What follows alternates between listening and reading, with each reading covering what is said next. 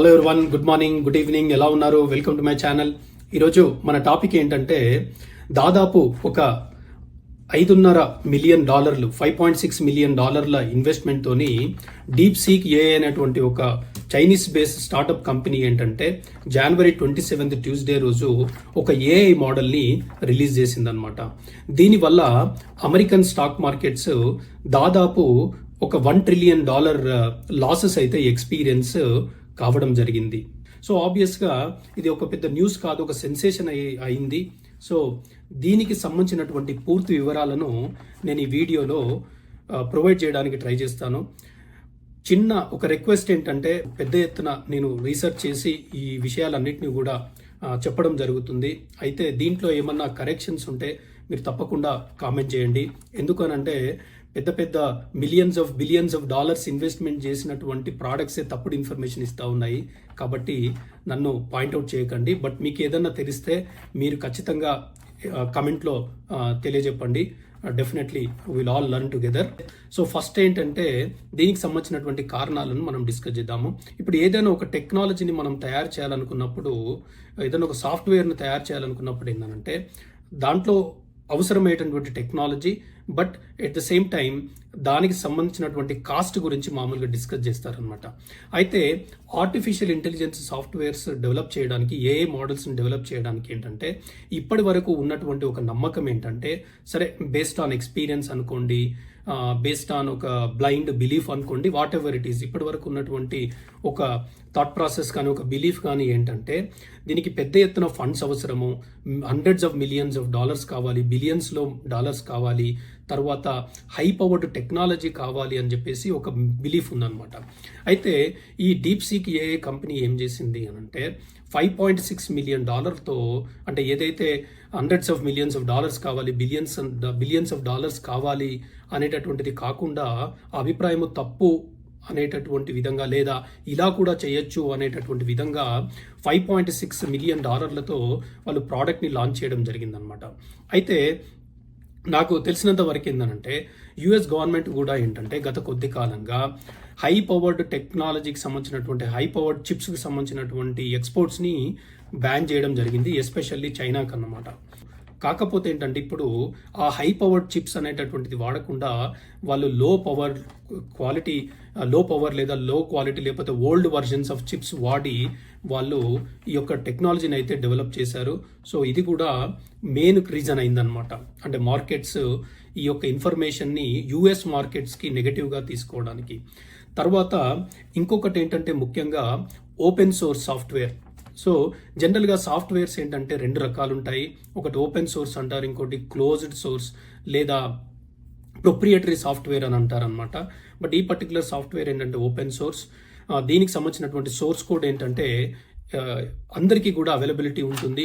So దానివల్ల ఏంటంటే చాలా మంది కూడా ఈ పర్టికులర్ ప్రోడక్ట్కి కాంట్రిబ్యూట్ చేసేటటువంటి అవకాశం ఉంది.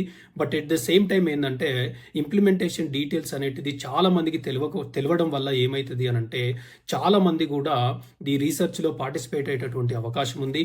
వాళ్ళు కొత్తగా ప్రోడక్ట్స్ కూడా డెవలప్ చేసేటటువంటి అవకాశం ఉంది. కాబట్టి ఈ పర్టికులర్ చేంజెస్ ఏవైతే ఉన్నాయో, ఈ పరిణామాలు ఏదైతే ఉన్నాయో, ఇవన్నీ కూడా American based artificial intelligence research companies అన్నిటికీ కూడా నెగటివ్గా ఉంటుందని చెప్పేసి మార్కెట్స్ రీడ్ చేసినట్టుగా మనకు అర్థమవుతా ఉన్నది.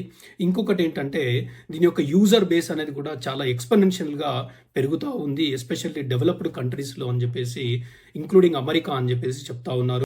దానితో పాటు ఏంటంటే ఆబ్వియస్లీ రిలయబిలిటీ అండ్ పర్ఫార్మెన్స్. అంటే ఇప్పుడు మీరు ఒక ప్రోడక్ట్ తీసుకున్నప్పుడు ఏంటంటే అది ఎంత కరెక్ట్గా పనిచేస్తూ ఉంది, తర్వాత ఎంత ఫాస్ట్గా పనిచేస్తుంది అనేది కూడా చూస్తూ ఉంటారు.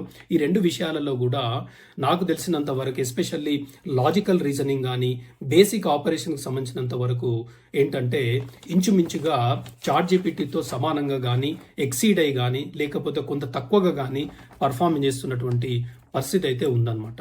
సో దానివల్ల కూడా ఏంటంటే ఆ రిలయబిలిటీ అండ్ పర్ఫార్మెన్స్ ఫ్యాక్టర్ అనేది చాలా అగ్రెసివ్గా యూజర్ బేస్ ఇంక్రీజ్ కావడానికైతే కారణమవుతున్నట్టుగా తెలుస్తూ ఉంది. తర్వాత ఇంకొకటి ఏంటంటే మీరు ఒక ప్రోడక్ట్ని యూజ్ చేసినప్పుడు ఏంటంటే దానికి యూజర్ ఛార్జెస్ ఉంటాయి. బట్ ఇక్కడ ఏంటంటే చాట్‌జీపీటీలో ఏదైతే అడ్వాన్స్డ్ ఫీచర్స్ ఉన్నాయో, అంటే ఫీచర్స్ ఏదైతే అడ్వాన్స్డ్ వర్షన్స్లో ఉన్నాయో అలాంటి ఫీచర్స్ కూడా ఏంటంటే ఇక్కడ ఫ్రీగా ఇక్కడ వస్తుంది అని చెప్పేసి చెప్తా ఉన్నారనమాట. అయితే దీనితో పాటుగా ఏంటంటే ఇప్పుడు మరి అమెరికన్ స్టాక్ మార్కెట్స్ మీద కానీ అమెరికన్ కంపెనీస్ కానీ దీని మీద ఇంపాక్ట్ ఎలా ఉంటుంది అనేటటువంటి విషయాన్ని డిస్కస్ చేద్దాము. ప్రముఖంగా మనం చెప్పుకోవాల్సింది ఏంటంటే ఈ పర్టికులర్ ఏఐ మోడల్లో ఈ సెమీ కండక్టర్ చిప్స్ అనేది they play the vital role అనమాట. అయితే ఇప్పుడు మరి ఈ ఇంతకుముందు ఏంటంటే ఈ యొక్క చిప్స్ ఏదైతే ఉన్నాయో, ఫర్ ఎగ్జాంపుల్ ఎన్విడియా కంపెనీ ఉంది, ఇప్పుడు వాళ్ళు తయారు చేసేటువంటి చిప్స్ ఎప్పుడైతే రిస్ట్రిక్ట్ చేశారో చైనాకి ఇవ్వకుండా లేకపోతే ఇతర కంట్రీస్కి ఇవ్వకుండా రిస్ట్రిక్ట్ చేయడం వల్ల ఏంటంటే అలాంటి కండిషన్స్ కనుక పెట్టినప్పుడు ఏమైందంటే ఆ కంపెనీస్ యొక్క పర్ఫార్మెన్స్ ఇంపాక్ట్ అయ్యేటటువంటి అవకాశం ఉందన్నమాట. ఆబ్వియస్గా ఏంటంటే వాళ్ళ ప్రోడక్ట్స్ ఎక్కువ మందికి అవైలబిలిటీలో ఉండదు కాబట్టి డిమాండ్ తగ్గుతుంది కాబట్టి వాళ్ళు ఆ చిప్స్ని ఆబ్వియస్గా ఎక్కువ మందికి ఇవ్వలేరు కాబట్టి కంపెనీ యొక్క రెవెన్యూ కూడా దెబ్బతినేటటువంటి అవకాశం ఉంది. అయితే ఇక్కడ ఇంకొక చిన్న క్యాచీ కూడా ఉంది. ఏంటంటే ఇప్పుడు వాళ్ళు చెప్పడం ఏంటంటే లో పవర్ చిప్స్తో ఇప్పుడు తయారు చేశారు కదా, మరి ఇప్పుడు లో పవర్ చిప్స్ కూడా మళ్ళీ బ్యాన్ చేస్తారా అనేటటువంటి క్వశ్చన్ కూడా మార్కెట్లో వస్తూ ఉంది. అయితే దీనికి సంబంధించినటువంటి ఎక్కడో నేను చదివాను, అది ఎంతవరకు నిజమో నాకు తెలియదు. కానీ ఏంటంటే ఇప్పుడు గవర్నమెంట్ ఈ లో పవర్ చిప్స్ను కూడా ఎక్స్పోర్ట్ చేయడం బ్యాన్ చేస్తుంది అనేటటువంటిది కూడా వాళ్ళు చెప్తా ఉన్నారు. సో ఇలాంటివి జరిగినప్పుడు ఏంటంటే ఆబ్వియస్గా కంపెనీస్కి కొంత నెగటివ్ అయితే అయ్యేటటువంటి అవకాశం ఉంది. కాకపోతే ఏంటంటే అమెరికా అనేది ఏంటంటే వాళ్ళ యొక్క ఫండమెంటల్ స్ట్రెంగ్త్ ఏంటంటే టెక్నాలజీ మీద కానీ రీసెర్చ్ మీద కానీ ఏంటంటే వాళ్ళు పెద్ద ఎత్తున ఇంట్రెస్ట్ చూపెడతారు. ఎట్ ద సేమ్ టైం ఏంటంటే వాళ్ళు పెద్ద ఎత్తున వాళ్ళు ఫండ్స్ అలొకేట్ చేస్తారు. ఫర్ ఎగ్జాంపుల్ రీసెంట్గా artificial intelligence research based activities మీద వాళ్ళు ఏంటంటే దాదాపు ఒక $500 బిలియన్ ఇన్వెస్ట్మెంట్ చేయడానికి వాళ్ళు రెడీ అయ్యారు.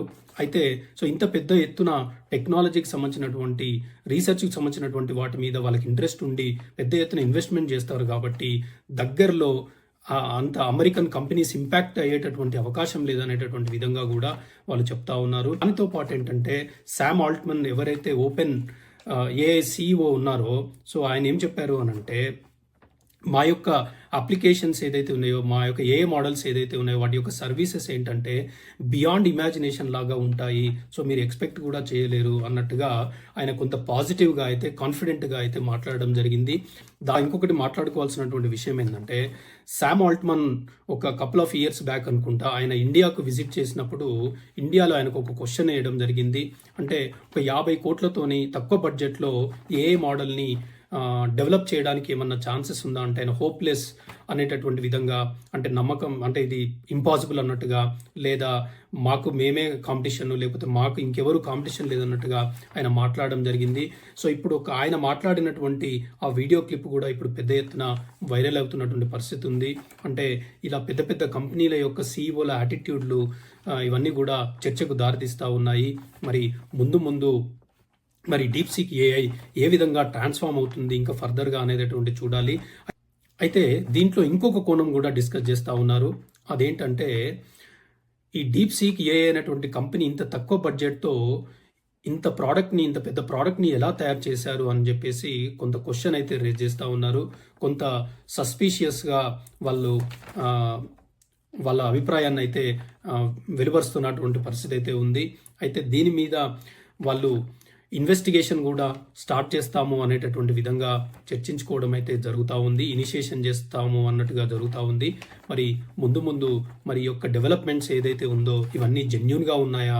ఒకవేళ జెన్యూన్గా ఉంటే మరి ముందు ఎంత పెద్ద ఎత్తున ఇది ట్రాన్స్ఫార్మ్ అవుతుంది, మరి ఇంకెంత రెవల్యూషనరీగా మరి ఈ కంపెనీలను కానీ మార్కెట్ని కానీ ఈ యొక్క AI డొమైన్ని కానీ ఏ విధంగా ముందుకు తీసుకెళ్తుంది అనేటటువంటిది అయితే చూడాలి. Thank you for watching. Appreciate it.